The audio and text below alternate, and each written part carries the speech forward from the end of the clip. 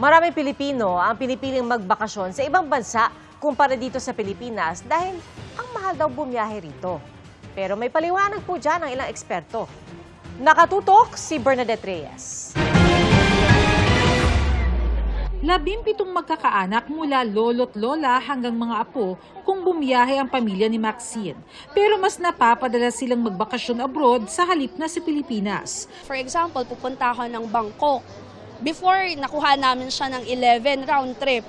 And Siargao, like one way, 10 to 15. So parang sa ticket price pa lang, maano ka na, parang masastop ka na. Ganito rin ang napansin ni Jad nang ikumpara niya ang gastos na magbakasyon sa Korea at Siargao. Yung last na binisit ko, Siargao, and then yung expenses medyo kung hindi magpapantay, parang minsan mas mahal pa locally. Ay, minsan mas mura pa talaga, siguro mga 5K cheaper, ganyan. We buy the seats ahead of time, normally a year ahead.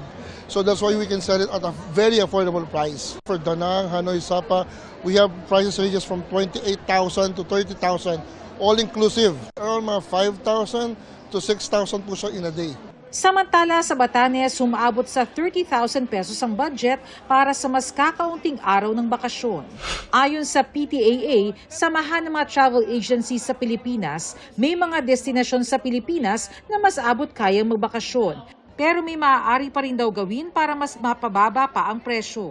If you will compare that to Basco or mga destination na talagang mahal because may infrastructure challenges tayo dyan. If you go to Boracay, to Cebu, Bohol, Iloilo, Bacolod, Ilocos, ito yung mga destination sa Pilipinas na may capacity sa malaking aircraft.